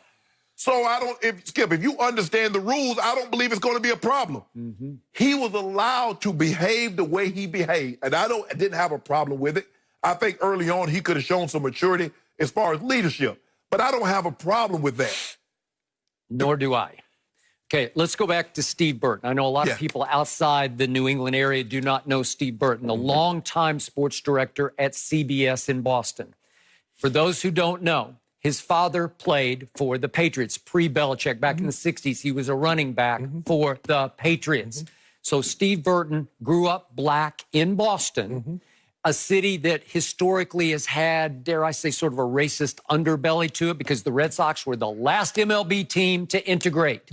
And we know what the great Bill Russell went through as the first black superstar in the 60s. He wrote about it. He's spoken about it many times. The racist behavior that he endured throughout his years with the Celtics in Boston, right? So Steve Burton has a feel for that, for the Patriot way, and for New England fans. And it did catch my ear when he said he's not sure about Cam's humility. Well, I'm not either, because I want to be sure he doesn't have any humility, but because that's who he is. Right. He needs to go in there and be Cam, right? Correct. Cam steps onto the football field with supreme athletic arrogance in a different way, but has the same goal as Tom Brady does. Right. When Tom Brady runs out of what I call him Psycho Tom. Let's go. Yeah, let's go. Okay, Cam does it different ways, but it's the same mindset of, I'm better than any of you out here, and I'm about to show all of you. I'm about to back it up. What does Cam Newton do when he scores touchdowns? Well, you alluded to it. He does this. Right. What does this mean? I am revealing the S on my chest. Right. I am going from Clark Kent to Superman. I'm about to go in the phone. I just went in the phone booth and undressed, and I've got my Superman cape and outfit on, right? Has any New England Patriot under Bill Belichick ever had a personal stylized touchdown celebration like that? No. No, not one. Gronk would spike it, but spiking is traditional anyway. He just did it with nuclear force. Right. And sometimes Brady would go down there and he'd take the same ball and he'd spike it again. Right. That's as close as they got to individual touchdown celebration. Okay, what has Cam Newton always been? In a good way, because it's part of his DNA. He's got some prima donna in it. He's a look-at-me guy. Look at my wild attire. Look at my wild hairstyle. I'm going to shatter the mold because I'm going to go win MVP and I'm going to do it my way. Right. Well, now he's gone to only one way called the Patriot way. Correct. So, again, this isn't an organization that just discourages individual behavior. This is an organization that prevents and prohibits. It suppresses any individual behavior. So back to your point, Belichick has taken shots on players with they all had different kinds of baggage or troubled past, whatever it was. And we can go from Corey Dillon to Randy Moss to Aaron Hernandez. They knew what was going on at Florida, Albert Haynesworth, and you said Chad Ochocinco, now Chad Johnson again. And he released Albert Haynesworth. He did. Josh Gordon, he even took the shot at Antonio Brown last year, right? Yes. He took him for about a minute, right? And then that blew up in their face. Or maybe last year would have been very different for Tom Brady. But the point is, all of those guys came to a locker room that was basically run by the quarterback. I've often said, I think Tom Brady, if not as the greatest leader in sports ever, he's up there. Right. He was the buffer in the locker room. When the quote-unquote troubled player would come to the locker room, he'd say, hey, this is put his locker close to Tom. Yeah, this is the way we do it here. And I know it's not great, but just swallow it. Just accept it because we're going to go win. We're going to win Super Bowls if we kind of live by his rules. Right. And I'm willing to live by his rules if you guys are. Right. So let's just do this together. Okay, that guy's gone. Now Cam assumes the leadership position, and he's 9 years in Carolina. Right. So he doesn't know the Patriot way. He was never, leadership is not his strength because Cam's kind of a solo act, but it's an MVP solo act because he can lead by example on the field. Right. He can make plays that lead you to wins, that lead you to a Super Bowl, right? Right. He got to Super Bowl. They didn't win it. They didn't play great in the Super Bowl, but he got you there with a 15-1 season. Right. Okay, so can he be a locker room force? Never been his strength. So can he sort of fill the shoes in the locker room of Tom Brady? I don't think so. I want Cam, for his sake, to be Cam. That's the only person he can be. You have to be. I think it's up to Bill Belichick to sort of bite his lip and look the other way and let this man do what he does because now he is in the leadership position. The question is, Skip, is the behavior that player is exhibiting, is it detrimental to the team? I think the thing is, when I look at Randy Moss had lost respect for his head coach. He never gave Denny Green those problems. Those problems came with Mike Tice. When he went to Oakland, I'm not necessarily sure he respected the head coach. He goes to Coach Belichick. He has the utmost respect because Coach Belichick is a 3-time Super Bowl winning head coach. His record precedes it. So you go in there, you know what the expectations are. And granted, the locker room, Skip, the locker room does the policing, not the head coach. You get Corey Dillon. Yep. Everybody know everybody said all these bad things. But and you think about it, Skip, Randy had a history at 2 different places. Cam, if the only thing you said about Cam, he's flashy, he's arrogant, he makes it all about him. If that's the only thing you say, they get a very good player there. If that's the only negative you can say. Well, again, he doesn't have any off the field issues at all. Skip, the that thing, I know of. I don't know. Look, I watch players run out. Cam did have the thing at Florida. But it was just he got kicked out, but then he went to Blinn and won the national championship, went to Auburn and won the national championship. So just for the record. Skip, I played 14 years in the NFL, and I want fans if they allow you in the stadiums this year, you watch the best players and you watch how they run on the field when they come out for warm-up. I'm with you. Watch Deion's. I wish you could go back and watch Deion or watch a Reggie or watch a LT and watch the great players and watch how they carry themselves. They knew I'm a bad, I'm so bad. Just with Jerry, I just wish, so now in today's time. Jerry Rice. Jerry Rice. Yeah. Watch those guys, watch the top players and watch how they run on the field. Watch Michael Irvin. Nope, I agree. I do think this is going to be a culture clash, and it's going to be fascinating to see if Belichick can sort of mellow a little bit and say, I got to give him a little bit of room to be himself. As long as it's not causing a detriment to the locker room. Coach, but look, Skip, look at Gronk. Gronk, you know, his college behavior, but Coach Belichick, that's not causing a disruption to the team. No. As long as you're not causing a disruption to the team, I believe Coach Belichick is going to let a guy be himself. But when it's become, and you know, your behavior become a detriment to the team, well, I can't have that. And you got to go. I mean, he can make up to $7 million. What they give Cam? Maybe $2 million? So it's not a lot of money. No. And that's what Coach Belichick likes. Coach Belichick like having that because if you give him a problem, he trading you, he getting you up out of there. Quick. So those Patriot fans, they will love this Superman routine after he scores touchdowns. But if as long as he scores touchdowns. But just know, Cam, you score a couple of touchdowns, you win. Yep. They gonna love you. You score a couple of picks and you lose, you probably gonna get the end bomb. So just prepare yourself. It's got potential. Yeah, that's all you gotta do is you understand what you're getting into, Skip. It's okay. Okay. Here we go. A lot of pressure. No mercy. According to reports, the Lakers are expected to sign J.R. Smith after guard Avery Bradley opted out of returning to play this season. JR hasn't played an NBA game in over a year, but has continued to work out and play basketball. On Danny Green's latest podcast, he said of JR, quote, he shot the ball well. He looks in pretty good shape. Fox Sports NBA analyst Chris Broussard joining us now. Good to have you, Chris. So, question for you. Will JR fit with LeBron's Lakers? He'll fit. Yeah, he'll fit fine. Look, it is a plus that he's already played with LeBron because adjusting to playing with LeBron can take some time for guys that have never done it. So he'll know where to expect the ball, where to be at on the floor, how to play off of a guy that's that ball dominant. Those are all pluses. And I get the signing. There really wasn't much else out there. But I have to be honest. I think some people, the hype and the attention that this signing has gotten, I think is utterly ridiculous. Like, some people are talking about JR joining the Lakers like he's about to be the third cog in a new big three. I'm like, can we slow down a bit? Look, JR is going to be 35 in September. That's when they'll still be playing games. JR has played 15 NBA seasons, hasn't played in almost 2 years.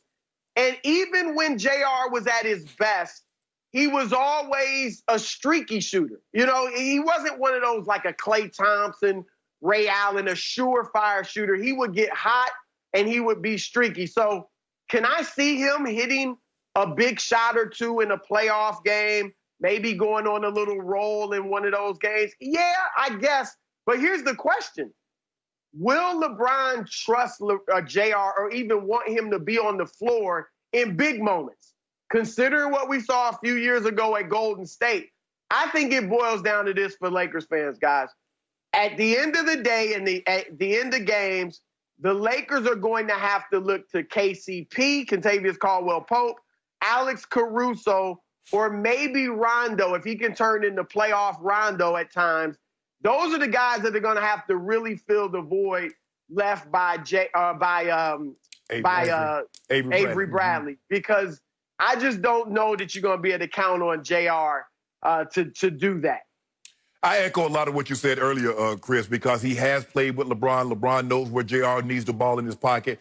JR is a great bad shot taker, bad shot maker. If the shot clock's running down, throw the ball to JR. If he's falling out of bounds into the first row, that's the shot you want J.R. Smith to take. But the question I also have is that when you look at it, KCP, Danny Green, they signed Dion Waiters, Alex Caruso, as you mentioned, not J.R. All of those guys are kind of like similar in size and basically play the same position. So how much time is J.R. actually going to get, considering that LeBron's last year in Cleveland, he played about 28 minutes a game, where Avery Bradley was playing about 24, 25 minutes. He's not. I don't see how he comes in and gets that amount of time, and he was only giving them 8 points. But I agree with you. If he could have one game or 2 games where he hits a tough 3 or he hits a clutch shot or he gets going, because if he gets going, he's, as you said, Chris, he's streaky beyond streaky. He can go 5, 6 in about a 6, 7 minute span. He can hit 5 or 6 threes. You remember in Game 7, Golden State in the finals, they came back from 3-1. Golden State was starting to push out in front of them. They had got a double-digit lead, and then JR goes bang, bang, bang, and they're right back in it. So he has that ability. The question that I have, how many minutes is he going to get, and who is he going to be getting those minutes with? So, my turn. Chris Broussard, to your point, they just replaced Avery Bradley with J.R. Smith. To me, that is a downgrade. And I want to be clear about this. I've been around J.R. enough off the floor. I like him. I believe in his guts and his fearlessness. And he will take and make difficult late clock, late game shots. Streaky, but still fearless in taking and making those shots. My question is, you're replacing a stable cog as a starter in the offense, a man in Avery Bradley who made 2 all-defensive teams, who will take and make big threes from often on passes from LeBron. He started 44 games for you, and all of a sudden, after J.R. Smith has been out of basketball for 619 days since his last NBA game, are you going to throw him into the starting lineup for a suddenly playoff favorite in the West? I don't know. I asked Shannon earlier. No, are you gonna start JR? And he said no. And I said, okay, somebody's got to take Avery's place.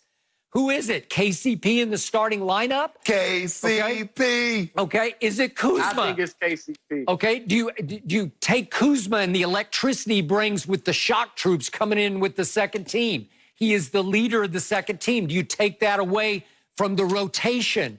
I don't think you need to do that. I think you're going to have to go with KCP in the starting lineup. But I'm going to remind everybody, the Lakers beat the Clippers one time in 3 tries, and it was because Avery Bradley made 6 threes in that game. He made 4 in the third quarter while LeBron James was scoring 0 points. They needed Avery to get over the hump to beat the Clippers one time in 3 tries, and he is not there anymore. So I'm with you, Chris, and I appreciate the fact that you brought up. Let's not exactly start making JR the third part of the big 3 here. No, I'm with you guys. And you guys know I picked the Clippers. Sorry, Shannon, on this. But it was 2 reasons. Look, obviously the Lakers have 2 of the 3 best players in of these 2 teams, right? And LeBron, Kawhi, and then Anthony Davis. But I think the Clippers' depth and their dog factor. You know, I think they're hungrier, as hungry as LeBron is for this 4th ring. I just think up and down the roster, the Clippers have more dogs. And Avery was one of those dogs that LeBron could count on. We don't want to overstate how good he is. It's not an insurmountable loss, but he was a dog. He could defend. And like Skip said, he was 3-and-D. And he actually was shooting the 3 really well in February and March. Mm-hmm. So it's a loss. And I don't know how much JR is going to play. Remember, they chose Dion Waiters over him late in the season. They tried both of them out. So I don't know if we're going to see him on the floor a lot. But look, I get it, Chris. You got the Clippers and you want to stay with your pick. But you do understand that we're a restaurant and we got our house specialty. Now, we add a couple of things to the menu. Yeah, we added Dion Waiters. Yeah, we added JR. But you know what our specialty is. And when you come to our restaurant, you come to order LeBron James and Anthony Davis. Don't forget that. Okay? Just so we clear. I hear you. Look, Anthony Davis, I was saying it all year. He's got to be huge in the 4th quarters, and he wasn't most of the season. He was getting there late. Because with the Clippers defense and the number of guys they can throw on LeBron, they were able, in those first 2 games, to keep him from living at the rim and getting in the paint at will. That means AD's going to have to step up, and I don't know if he's going to be able to do it. You do remember, though, what happened last game? They threw Paul George at him, took him. took Kawhi, took him, took the other twin, took him, took Harkless, took him. You remember? I know you grew up. You're a Bruce Lee fan. You remember they used to throw all them guys at Bruce Lee, and Bruce Lee whip all their tail. Right? You remember that, Chris? Same thing gonna happen. Except for Brad Pitt and Once in a While Time in Hollywood, if you saw that. Yeah, that's just one time he his most jump shots, but in this case, he didn't whip him. Okay. It's a mid-range. He likes to dribble into Chris Broussard. I got to bring up one other maybe one dribble, one step angle here, which you may or may not like. You know what I mean? Like, LeBron's not a tremendous. But speaking of the quote, tremendous jump shooter, so he has to be in a rhythm. Quote unquote GOAT, LeBron James. And right where he was at that moment. Who has been his favorite scapegoat? He was not in where he over the years that he had him in Cleveland. To be as far as getting in a rhythm for him. And it was J.R. Smith because his jump shot, not to mention, as I said, J.R. loves LeBron and he will take George Hill was wide open. Take it from LeBron. It was his fault. And LeBron, he got fouled. He's an 80% free. JR will say, "Yep, thank you. You got me. I screwed up. I can't fault LeBron for that. That was a good play. A brain freeze, and it takes me back to and George Hill just didn't deliver. To game number 1 down the stretch. George Hill, an 80% free throw shooter with at Oakland of the 2018 game 1 on the line at Oakland finals. And if we could see that against the prohibitive favorites, no, he's probably one more time again. JR 50% free throw shooter. In those Smith took LeBron off the hook here. Circumstances. LeBron could have done by becoming the scapegoat for taking one dribble to his left, one little japping at the end of the game because LeBron, ab step, gone up, Jordan-esque, take the shot. LeBron has, dare I say, on Brian Russell, and a shot to win the game guarded by nailed the jump shot to win game 1. Little tiny Steph Curry. He is hot. And then my partner actually might have handed. He has scored 49 points. A little bit of a debate that maybe most of them from distance outside could get in the GOAT conversation. The paint. And LeBron fails to Chris, you hear him talking about, he's eyes and shoot a jump shot to go to JR. Skip. Win the game down 1 at Oakland. Chris, that'd be like you on live where they could have stolen game 1. Television, and all of a sudden you get up and start going. Instead, what? LeBron just the kitchen and start making breakfast. Forget you on live. Decided to pass to George Hill. Television. J.R. Smith forgot he was in the NBA game. So that he's going to have to shoot the 2 free throws. Hey, he got the ball and ran out. It's like, what? To win the game, obviously missed the second one. I thought no. JR did have a mental blunder. How you going to scapegoat something? A brain freeze, and that can't scapegoat someone that actually was the end of that because LeBron quit did the thing that we're scapegoating you for. There is no to overtime, as we saw in the interim. Scapegoating. JR, you blew it. How you before overtime? Go scapegoat that, Skip. Okay, but you're Skip, that was a layup. Look at that. Tied going to overtime of game 1. Cut. He should have had a layup. And LeBron sits apart from the. And here's the other thing with LeBron. Let's think about team during the timeout and basically said when he hits his most jump shots, I don't want to associate with them. Skip, stop saying that. But in this case of mid-range, he likes to Chris, if you can see this in the monitor. Dribble into it with, there's one empty seat between LeBron and JR. Okay, but he's not in the middle. Jordan would have been right in the middle of everybody saying, okay, we got exactly what we wanted. We're tied going to overtime. Give me the damn ball and get out of my way. And LeBron said, I don't want any part of this. I won't even shoot for the first 2.5 minutes of overtime until we're down 7. He scored no field goals in overtime, made 2 free throws. Way to go, LeBron. He tried to make... I'll give you that LeBron's body language wasn't good, but here's what's running through his head, and you know this. They had no margin for error in this series. We all knew they were most likely going to get beat and swept by the Warriors. No margin for error. They had the game in hand, and they let it go, and that's what LeBron's thinking. We talked about this. JR admitted it. We talked about this in the huddle, and he just forgot.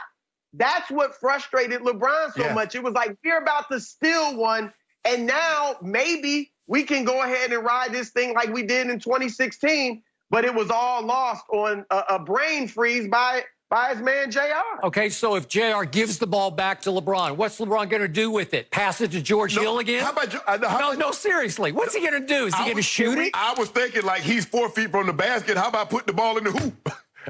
Is that a novel idea in a basketball game? I thought the objective was to put the ball in the hoop in a basketball game. Who knew? And Skip, you said JR's got the guts, right? He does. To take the big shot. Why didn't he do it right there? Okay, it was a great offensive rebound on Kevin Durant that he got, so I will give you that. That's the JR package. You got to take the good with the really bad. Okay.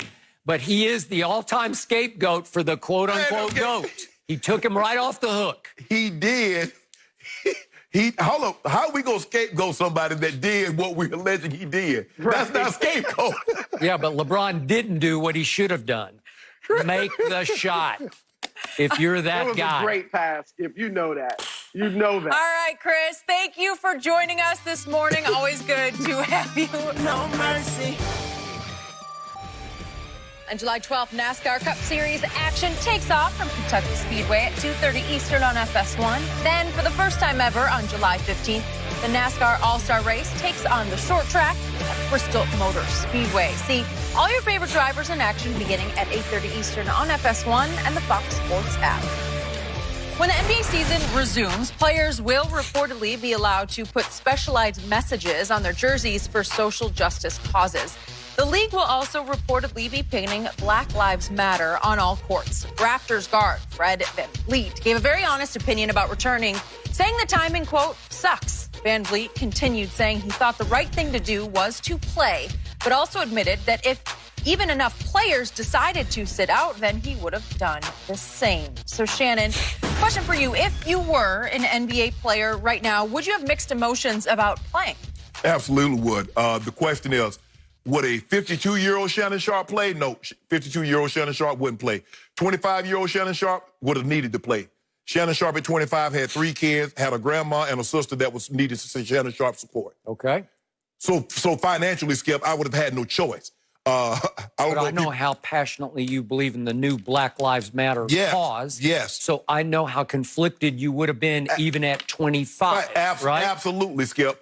But even at the cause, I had put myself and assumed responsibility for people that were counting on me. And I understand that my community was counting on me also. Correct. But the first obligation, it was to the family. Yep. And then I would deal with what I needed to do with the community after that. Mm-hmm. So, yes, I would have been very conflicted. And I love Fred VanVleet's honesty because he's absolutely 1,000% right.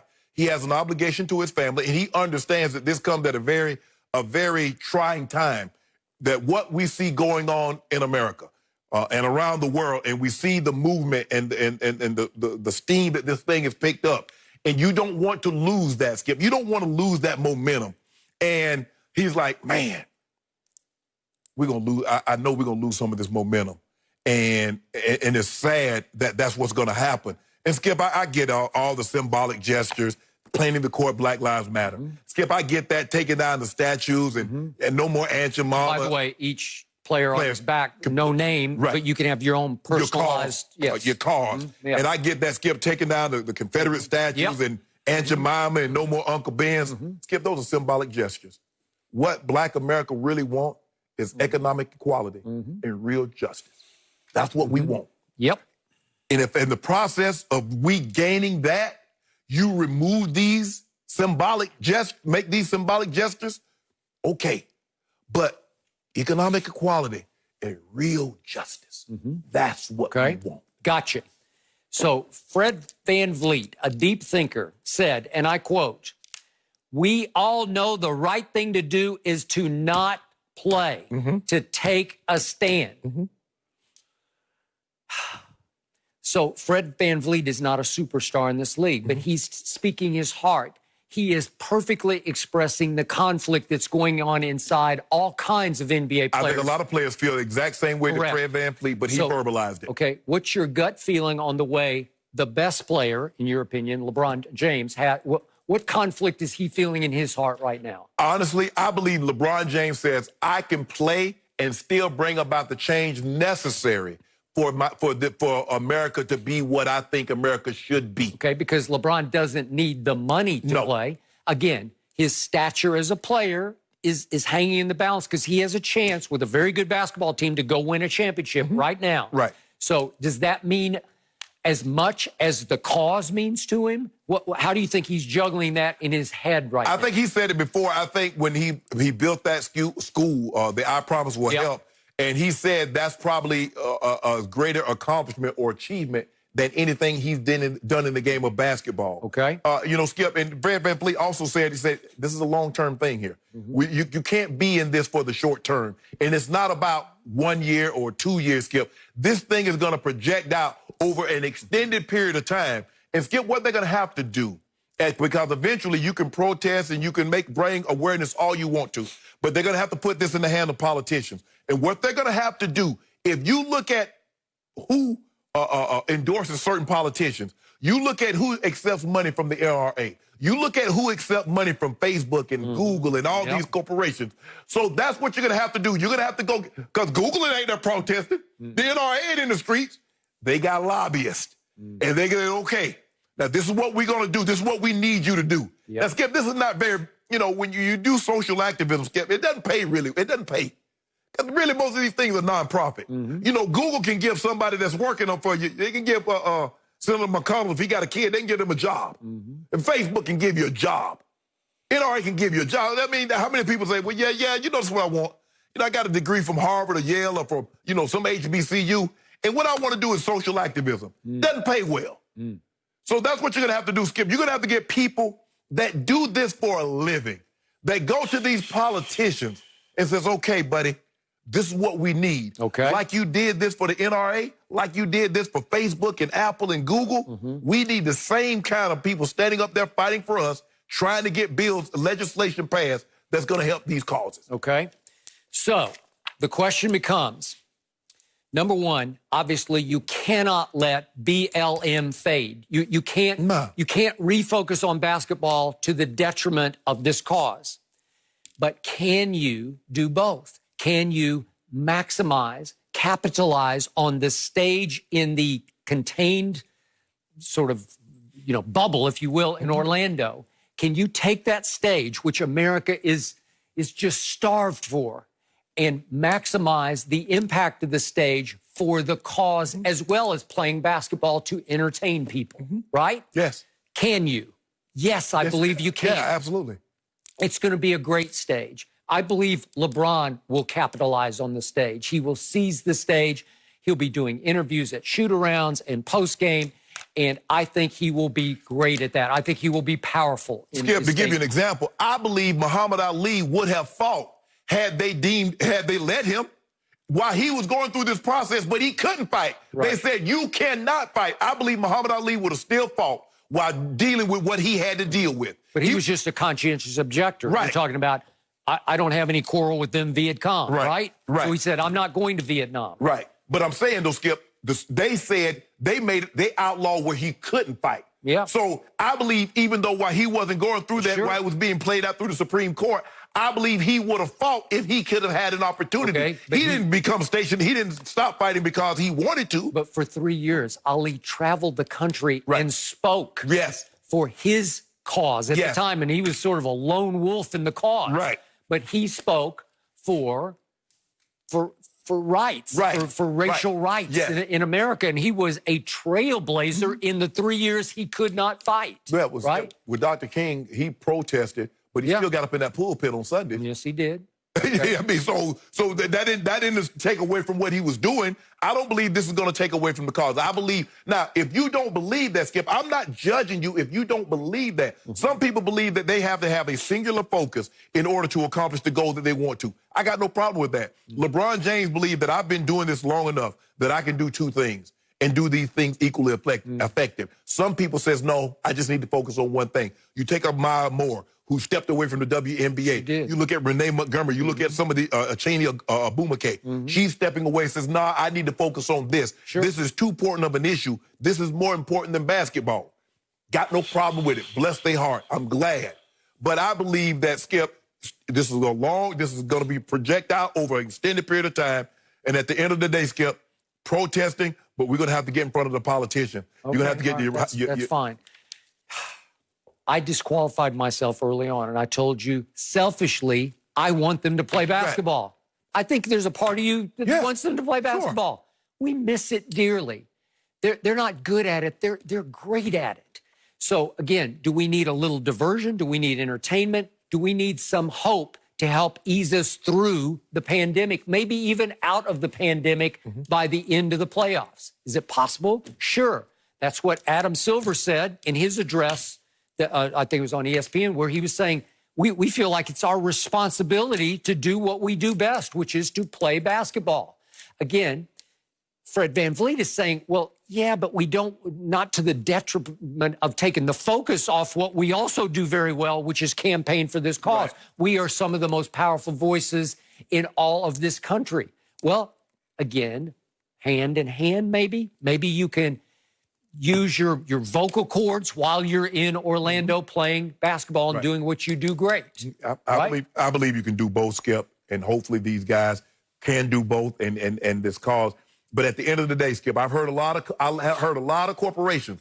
Black Lives Matter. Our brothers have been for 400 years. I'm going to see your hiring practices.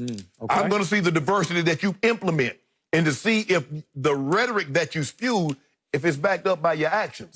That's what I'm going to be looking for. Now, I heard what you said. Yep. There's a lot, Skip, there on IG and on Twitter, and you see all these comments and taking out ads and everything. Yep. I'm going to see. Because I see better than I hear. Yep. I got you. No mercy. Tom Brady posted a trailer for his new Apple TV series, Greatness Code. And in the trailer, LeBron is a guest and says his career-defining moment was Game 6 of the Eastern Conference Finals against the Celtics in 2012. Brady said his was a 56-10 regular season blowout of the Bills in 2007 that helped the Patriots go 16-0 during the regular season. So, Shannon, how surprised are you by Brady's defining moment? I'm very surprised, Skip, because at that point, Tom Brady had already won 3 Super Bowls. He was already a 2-time Super Bowl MVP and regarded as one of the top 2 or 3 quarterbacks in all of football. He, Peyton Manning, at that time. So I'm very surprised in this game 8 years into his career, 56-10. I'm shocked, actually. I'm shocked, Skip, because it's so late in his career. And, Skip, I remember I was thinking to myself, I'm like, and for me, it wasn't a game, it was a play, and it was my rookie year. We're playing the Kansas City Chiefs, and Dan says, you know, we're gonna put you out to go one-on-one. I'm like, one-on-one against who? Now, at the time, Skip, they had arguably the best 2 duo cornerbacks. Albert Lewis was on one side, Kevin Ross, they call him the Rock. Now, I'm studying him on tape, and I hear the receivers that we got, they talking about, like, man, if he get his hands on you, it's over. Because he was short, but he was strong, he was powerful. And Dan's like, yeah, we're going to put you out, we're going to throw you the fade on it. I'm like, really? So we practice it. And John said, like, okay, I'm going to throw it like this here. You know, I want you to just go up and get it. I was like, okay. Sure enough, Skip, they call it a game. I started tight, I motion out, Rock goes with me. They throw it up, I go over the top of him and catch it. At that moment, Skip, we lost the game. I'm thinking to myself, I can be more than just a special teams player. I just be the guy that went to the Pro Bowl last year. A lot of guys, they're afraid to go against this guy. And I just caught a touchdown on him. From that moment on, Skip, something came over me like, I belong, I can play really well. And for Tom, and that was in my rookie season. Tom Brady is 8 years into his career. He's a 3-time Super Bowl champ. He's a 2-time Super Bowl MVP. And he says, that was the game that I knew that I was special. That was the game that I knew, Skip, that I could be really, really good. That was my defining moment of the game. And I'm like, I'm shocked because 8 years, Skip, that's a lot of games into a career before you realize I'm special or I can be really good. So there Shannon Sharpe goes again, putting himself in the same sentence with Tom Brady, the GOAT. This question wasn't about Shannon Sharpe's defining moment. It was about the GOAT's defining moment. But, Skip, that's what I'm saying. All right, I got it. I think you're, once again, when it comes to Brady, missing the boat and the point here. This is the game he looks back at and says, that night was the closest I ever came to perfection. He had the ball 7 times in that game. He scored touchdowns on all 7 drives. The last drive went to the backup quarterback, Matt Castle, and they did not score. But Tom had it 7 times and went 49 points out of 7 possessions. Again, it was at Buffalo on a Sunday night. Mm-hmm. They were 9-0. Mm-hmm. Buffalo had won 4 in a row, but was still not a great team because that made Buffalo 5-4 at that point. Mm-hmm. So it's not like an arch rival within the division, not a real threat to lose, although you could have made a case maybe they would pull off the upset. But the opposing quarterback was one J.P. Lossman, and I don't think he's going to outduel Tom Brady on Sunday Night Football. Right. So I will give you that. But Brady goes 31 of 39 for 373, 5 touchdowns, no interceptions, QBR of 9.9. So scale of 0 to 100, he's just 1 point off real statistical perfection because he did miss 8 throws were misfires for whatever reason. But he threw 4 touchdown passes to the greatest, to me, deep threat who ever stepped on a football field, Randy Moss. Randy had touchdown passes of 43, 17, 16, and 6. Wes Welker caught 7 more for 78. Dante Stallworth caught 5 more for 56. It's just boom, bing, boom, bam, bam. He just shredded the Bills' defense, and I'm not saying it was a great defense, but every read, every throw in his mind was about as close to perfect as he could make it. Right. They defended some weren't caught, whatever. Right. But for him, in his head, I can't play any better than I played that night where everything broke exactly right. Well, you're looking at it through the GOAT's eyes, right? Right. So it wasn't a Super Bowl. It wasn't the AFC Championship game. It was just a Sunday night, November 18th. Right. It was 36 degrees, so it wasn't freezing cold, but it was pretty chilly. The wind was 10 miles an hour, so it was a little breezy. It gets breezy up there in Buffalo. I think the thing that I remember, Skip, if I'm not mistaken, that was also the day T.O. had, I think, 3 receiving touchdowns earlier in the day. Okay. And then Randy came back that night and had 4 receiving touchdowns. And you're talking about for my Dallas Cowboys? For your Dallas Cowboys. If I'm not mistaken, Skip, you have to look that up. You would be right. Skip, but see, the thing is, for me, I was thinking that a game where he's going against Peyton Manning. No, I got and he outduels Peyton, or he's going to, I'm trying to think in 2007 who was another Drew Brees, but I don't think they had played at that point in time. Mm-hmm. And so that's what I'm talking, and I get it, Skip, for a game, if you want to say this was the game that I felt like I was perfect. This was, and I think there might be some games, Skip, that he might have he might have been like 34, 38. There might have been some games that he had fewer incompletions. Well, his defining moment, as in yours, would have happened in the first Super Bowl where Belichick let the ball be in his hands down the stretch when John Madden's upstairs in the press box on national TV saying, they got to shut it down. Just play for overtime. A second-year guy, and he leads them on a game, a drive that puts them in field goal range. And completed 5 passes in the drive. So that's what I'm thinking, Skip. That would be defining. So young.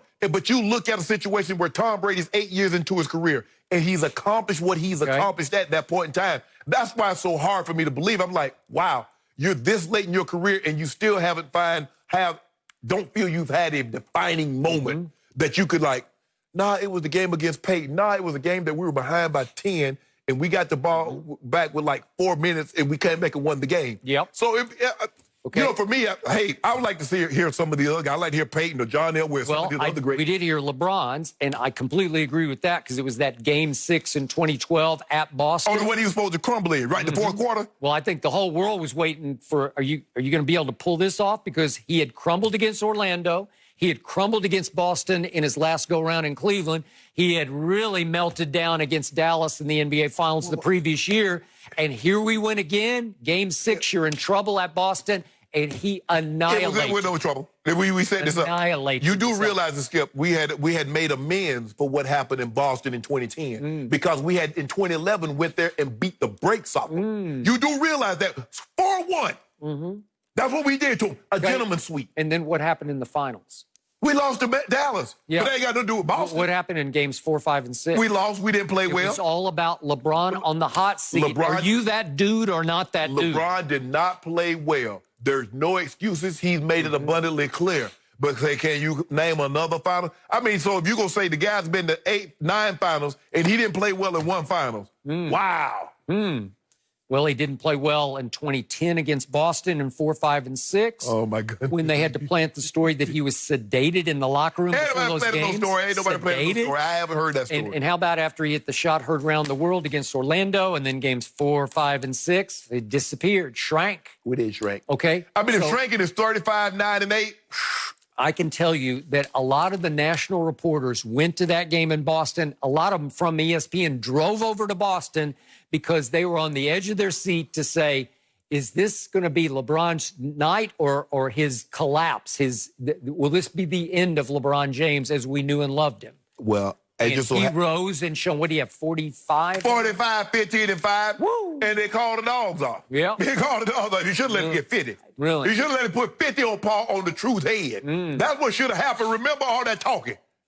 Yeah, then they went back home and had an easy game 7. And then it wasn't no easy. It was close down the stretch. Oh, was it? I don't remember. Yeah. And then they had a cakewalk in the finals against the Baby Thunder. Oh, they Baby Thunder. And what did LeBron say when it was over? It's about damn time, right? So not in the Baby Thunder. Well, they were the Baby Thunder. I mean, they got 3 MVPs on that team. Baby James, Baby Russ, Baby K.